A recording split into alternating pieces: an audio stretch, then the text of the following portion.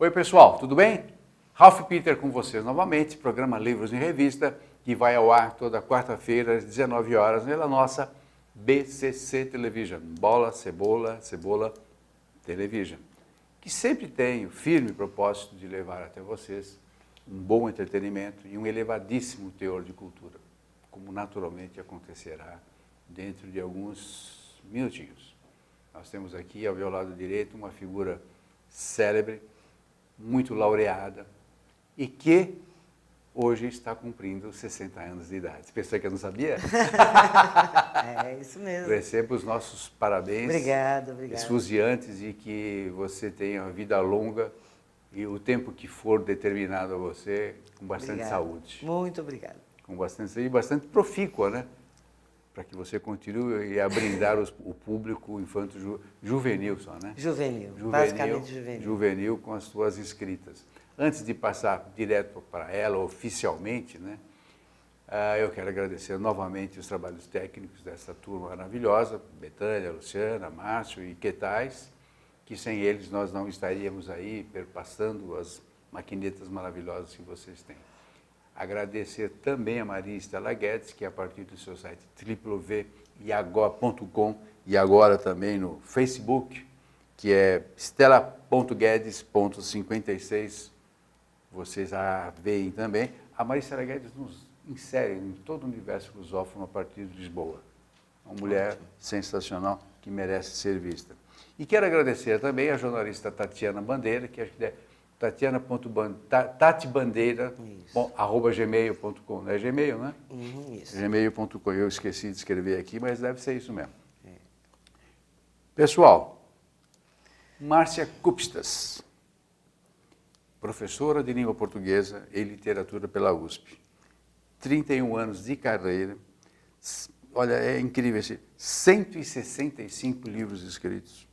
Muito laureada, nessa sua trajetória toda, recebeu muitos prêmios, aliás, merecidos. E agora, pela editora Ática, recebeu uma homenagem que eu acho mais que justa, muito válida, que é uma coleção Márcia Kupstas. Olha, isso não é para qualquer um, não. Hein? É bonito, né? Bonito. Gosto muito da ideia. Muito bonito. E olha, há muito tempo eu não via isso. Eu vi isso só porque Monteiro Lobato, Machado de Assis. Quer dizer, você está nessa galeria. Agradeço a comparação. Não, olha, não é um elogio, não, é um diagnóstico, está escrito isso, poxa. Não sou eu que estou falando, é a história que nos mostra, né? Beleza. Escuta, acho que você não deve ter tempo mais para se dedicar ao magistério. Não, há muito tempo que eu parei de lecionar, sim? né? Isso. Na verdade, até vale a pena comentar isso daqui, que eu acho um caso pitoresco, né? Vamos lá. O meu primeiro livro foi O Crescer é Perigoso, né? Como que é? Crescer é perigoso. E na ocasião, eu era professora do Colégio Bandeirantes e eu tinha mais de 1000 alunos. 1000 alunos. Todos eles de ensino médio, terceiro colegial na época. Boa parte deles eram orientais, porque eram filhos de japoneses, netos de japoneses, alguns coreanos, alguns vietnamitas recém-chegados. Isso foi em meados dos anos 80. E esse livro narrava um diário de um garotinho Sansei, né, um neto de japoneses, desesperado em abrir o coração, querendo ser brasileirinho, querendo arrumar namorada, querendo ser igual aos outros garotos, né? Parar de ser aquela coisa dedicada só ao estudo, né? E o livro fazia o rapaz abrir o coração e se revelar o que ele queria, os anseios e tudo, né? E o livro fez um imenso sucesso na época, né? Muito inspirado até por esse clima que eu via acontecer na escola. E eu fui praticamente assim, mais alguns poucos anos eu continuei lecionando. Na esteira do sucesso Crescer é Perigoso, eu fiquei só escritora profissional. Olha então só. foi um começo de carreira que acabou sendo aí o final encerrando uma profissão e começando outra. Mas eu acho que parece um jargão isso, um chavão, mas uma vez professora, sempre professora, né? Gostava muito da sala de aula. Eu ainda gosto, eu sinto saudades, embora hoje já é quase um gesto de valentia ser professor, né? Numa sala de aula. Não é só uma dedicação, é um gesto de valentia ou de grande burrice às vezes, dependendo de onde você dá aula. É Né? verdade. Mas, e tem que saber lutar karatê, taekwondo. É verdade, a Essas, situação não está fácil, não. Não está fácil, semana não. passada nós tivemos um incidente muito grave. Né? E esse é o teu mecanismo de criação, sempre você... Como é que você... Porque você fala, e hoje você fala para uma turma que já está quase perdendo, já não tinha muito, está quase perdendo o jeitão de ler um livro por causa justamente dessas maquinetas todas que estão por aí, que é muito mais fácil. Eu, por exemplo, não consigo ler um e-book, não consigo, eu tenho que pegar o livro, eu tenho que manusear. Mas esse pessoal que está chegando agora é o pessoal do botão, é o pessoal do digital, do virtual e tal. E você, como é que você se prepara para isso agora? Porque você tem 60 anos de idade, mas é óbvio que você tem bastante jovialidade. Senão você não conseguiria se comunicar com essa gente. Entendo Como é que sua você questão. manipula essa situação? Olha, Ralph, eu acho o seguinte,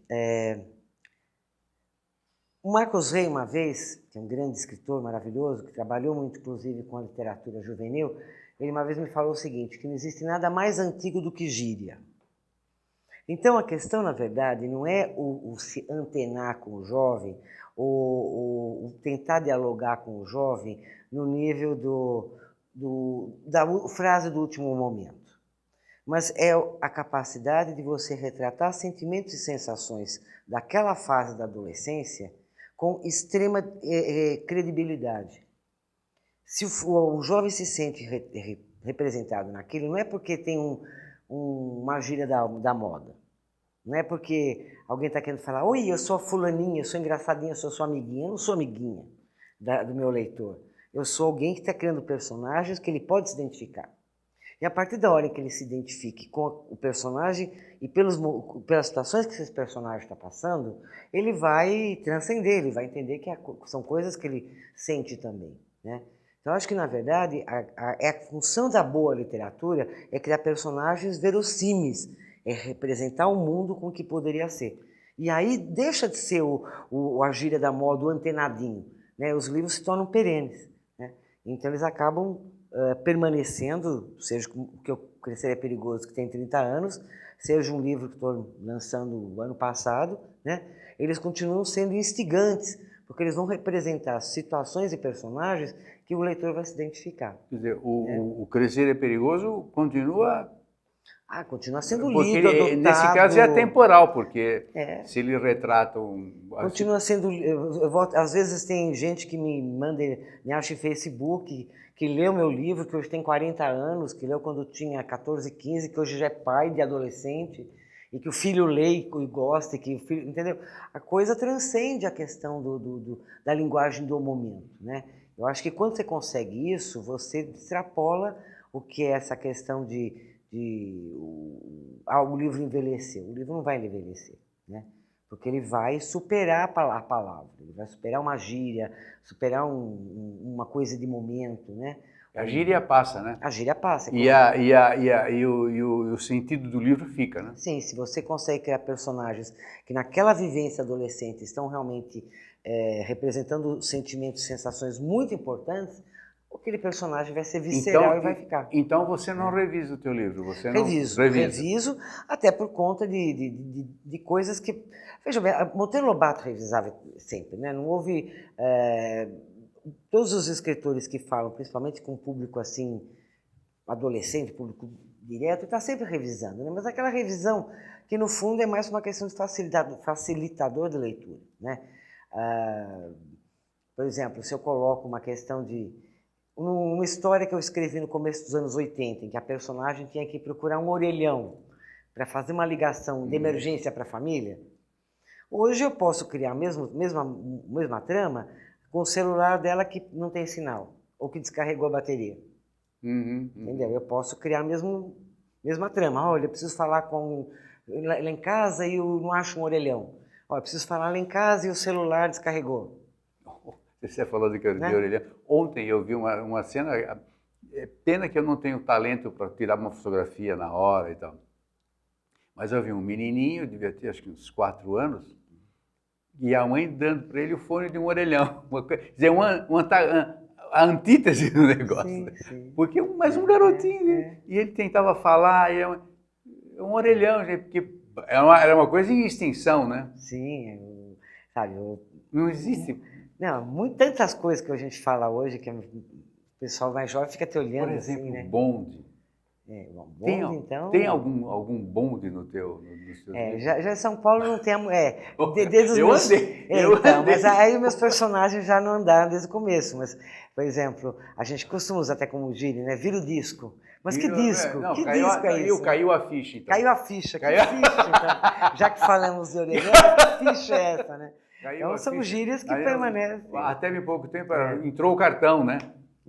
Entrou o cartão. O cartão. O bonde, bonde, vamos explicar para eles o que é bonde, né? Bom, bonde era um coletivo sob trilhos e que era elétrico. No Rio de Janeiro ainda tem, né? Então, algumas capitais do Brasil ainda tem. Na Europa ainda muitas cidades têm, né? Porque Na Europa, não é poluidor, é Isso. maravilhoso, é um transporte antigo, mas muito interessante, porque não polui, né? Bom, tem o ônibus elétrico, né? Que é a mesma filosofia. A mesma né? filosofia. Né? Bom, vamos falar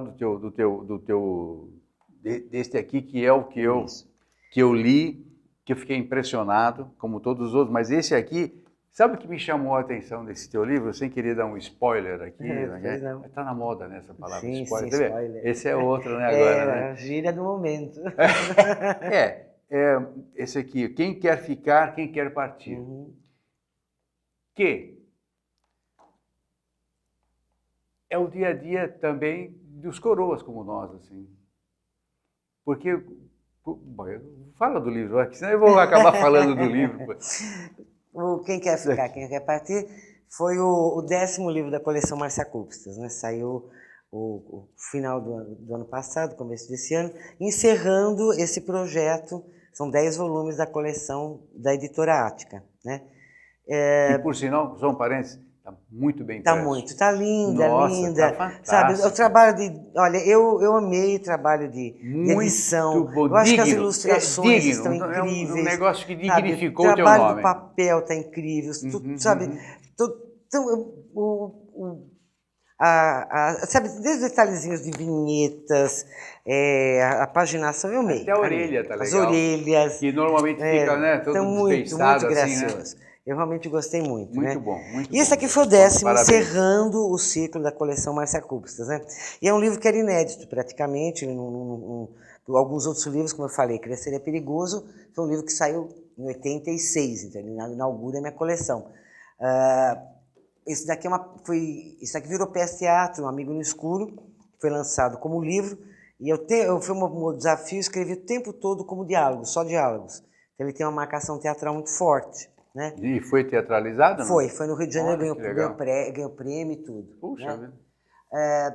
Primeiro Dia de Inverno foi num projeto de uma editora que nós trabalhamos a questão moral. Então a gente trabalhou, cada autor trabalhou um tema ligado a colocar em xeque nos personagens questões morais elaboradas. Então, meu personagem é a questão da inveja.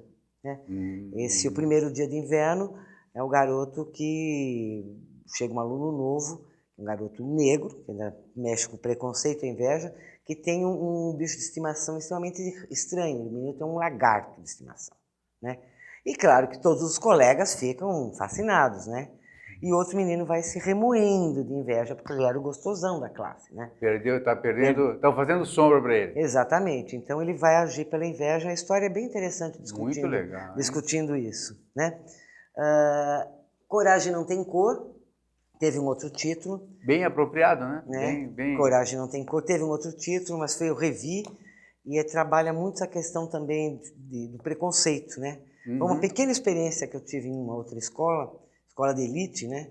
E foi muito marcante, apesar de curta experiência, foi muito marcante. Eu não gostei da experiência e eu fiz o personagem, não retratei o que acontecia, mas assim, me inspirou a fazer uma história que mexesse com a ideia do preconceito, das boas intenções e da realidade, entendeu? Então, a história acho que ficou bem rica nesse ponto de de trabalhar alguns conceitos e E preconceitos. quando é esse né? livro? A primeira versão dele é de 2005. Você vê, e hoje esse é um tema que está absolutamente Agora ele transbordante, saiu há né? um ano, mais um ano e pouco, pela Ática, com esse tema, né, com esse título, Coragem Não Tem Cor. E ele não é teatralizável. Só que é claro, que aí a narrativa dele é uma É. narrativa comum, né? Não é só diálogos, mas ele é perfeitamente ajeitável, né? E por último, esse aqui, que foi o que fecha a coleção, né? O Quem Quer Ficar, Quem Quer Partir. Eu sempre tive a ideia do desafio, gosto da ideia de desafios. E eu sempre quis desenvolver um romance em 2 tempos, né? A questão de passado e presente. Então, a partir de uma história de 3 amigas, hoje mulheres adultas, 30 e poucos anos, se encontrando por causa do velório, do enterro de uma professora, e a história remetendo a 20 anos no passado, quando elas eram crianças, 12, 13 anos, e alguma coisa muito marcante acontece com elas. E uma delas não consegue lembrar. Uma delas fica meio em pânico de reencontrar as meninas, em pânico de voltar para a antiga cidade, né? E até o marido insiste, não, você tem que ir, até você tem que saber o que aconteceu. Né? Ela entra em pânico só da ideia de voltar, e uma delas insistindo que quer falar com ela, que ela precisa se encontrar. E a história vai voltando e indo do presente ao passado, o leitor vai descobrindo o que é que marcou a infância dessas crianças e dessas mulheres de hoje. Então eu fiz uma história que ela consegue ter momentos até policiais, vamos dizer assim, um mistério, um crime, uma coisa estranha acontecendo, né? E foi muito gostoso, foi um desafio muito bom escrever Quem Quer Ficar, Quem Quer Partir. Eu gostei e esse muito. fecha o ciclo dos 10 livros. Justamente o que me chamou a atenção, que eu estava começando a falar e eu deixei você porque, naturalmente, com a tua maestria é muito melhor.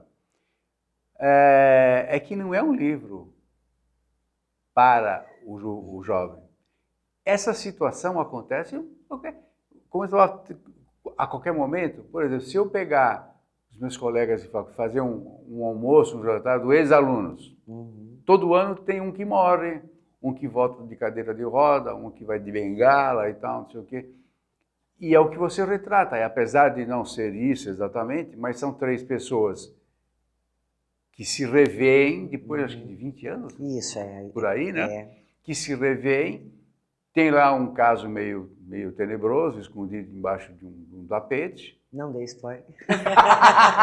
Não, mas é um caso tenebroso. Não vou falar que é aqui. Não. Mas que justamente a mágica deste livro está que o adulto pode se refastelar com ele também.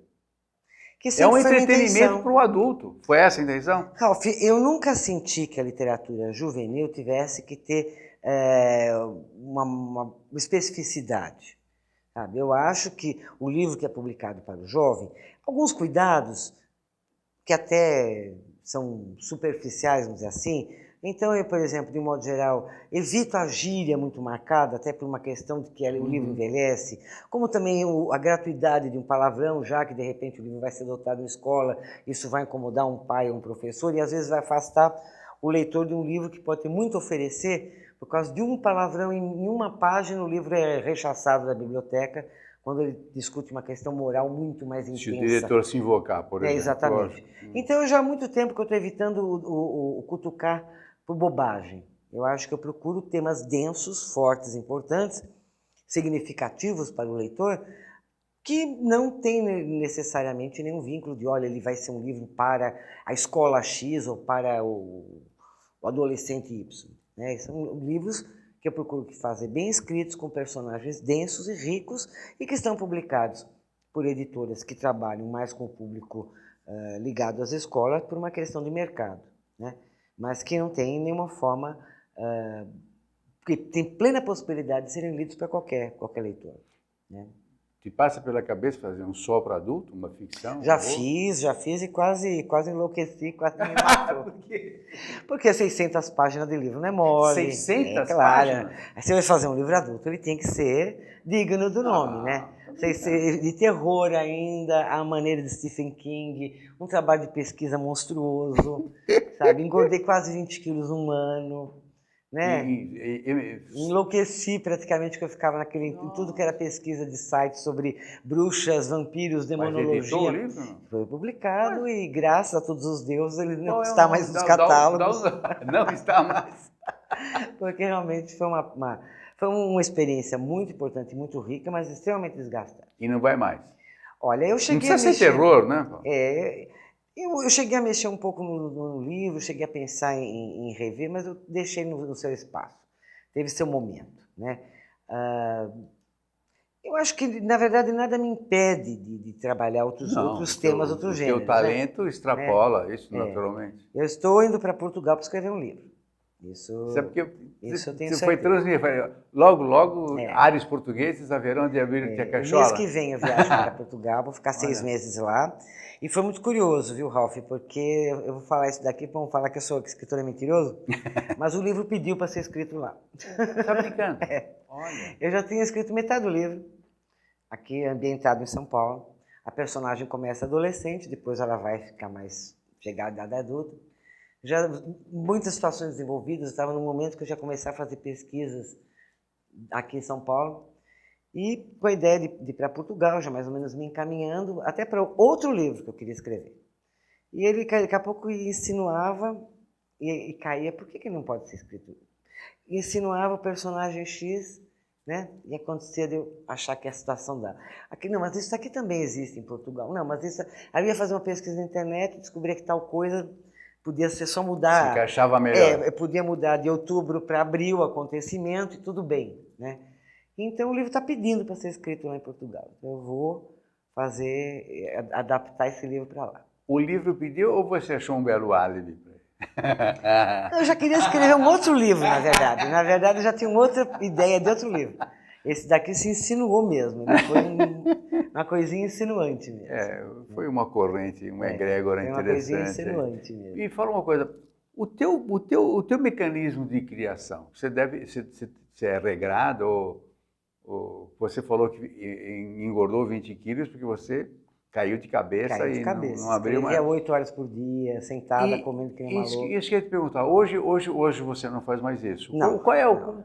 Eu pergunto porque cada escritor tem o seu. Eu tenho um amigo, não sei se você conhece, o Luiz Eduardo Mata, ele também faz juvenis. Ele trabalha das 10 às 18, ponto. Ele senta e ele escreve 4, 5 temas diferentes. Sim. Mas passou dali, ele vai viver a sua vida, faz outras coisas. Você também faz assim? Mudou bastante. Eu era extremamente indisciplinada e extremamente ansiosa. Eu escrevia de uma forma alucinada. Pô, também 165 livros. Isso, né? Então, os primeiros 8, 10 anos de carreira foram realmente obsessivos. Tanto é que a quantidade de livros que eu escrevi, além de coordenar coleções. Então, meu trabalho voltado para o livro foi absoluto, integral, intenso, etc. Já de uns anos para cá, eu já tenho percebido, primeiro, que a coisa diminuiu bem, e segundo, que eu já concentro, posso assim, estar num processo de reescritura, tem que ser em papel, andar com cópia em papel na bolsa. Então, qualquer coisinha eu estou reescrevendo, procurando, pesquisando uma palavra, uma situação e tal, né? Mas o bom de escrever, para mim, cada vez mais é bem cedo. Hoje mudou. Bem cedinho. Bem cedinho. Acordar às 5, 6 horas da manhã, já ir para o computador, até umas 10, 11 da manhã, aí a vida segue. Mas as primeiras horas Isso quando eu não acordo até de madrugada mesmo, tipo 3 da manhã e fico até às 8, quando o silêncio da madrugada, eu particularmente passarinho cantando, eu acho Eu prefiro escrever de madrugada. Eu acho hoje em dia muito melhor. Como que é para você encerrar um livro? Você consegue? Ou alguém tem que falar, dar uma martelada, agora, chega. Um amigo meu que é artista plástico, ele diz, né, que um quadro a óleo, principalmente, o que ele trabalha, chega uma hora assim, que o escritor tem que jogar o pincel no chão e falar, acabou. Não é que acabou, ele fala, parei. Porque se você ficar, você sempre vai ter a última pincelada. Sim. Não, então tem hora que realmente eu concordo com ele, tem hora que você fala, acabou, parou. Senão não para, né? Tira da frente. Vai nas 600 páginas. Não, tira da frente, não é, sabe, não dá. Então, é uma hora que você tem que falar isso, né? Senão você realmente sempre vai ter a palavrinha, isso, aquilo. Eu, por exemplo, eu também não... Para eu terminar, eu me dá um basta. E se eu rever, eu encontro...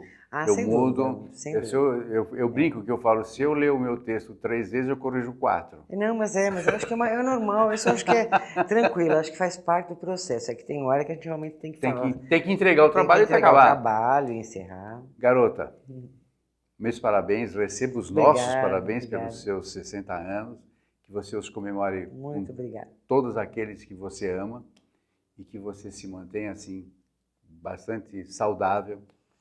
Agradeço muito. Profícua para a nossa sorte, agora é um egoísmo meu, que você seja bastante profícua e que eu tenho certeza os portugueses, os nossos irmãos portugueses vão te receber muito bem e que você continue essa pessoa maravilhosa, dando essa alegria para a turma toda. Eu estou com muito ânimo, sim, eu espero conseguir fazer o livro em Portugal, espero tentar reeditar algumas coisas lá, eu gosto de desafio.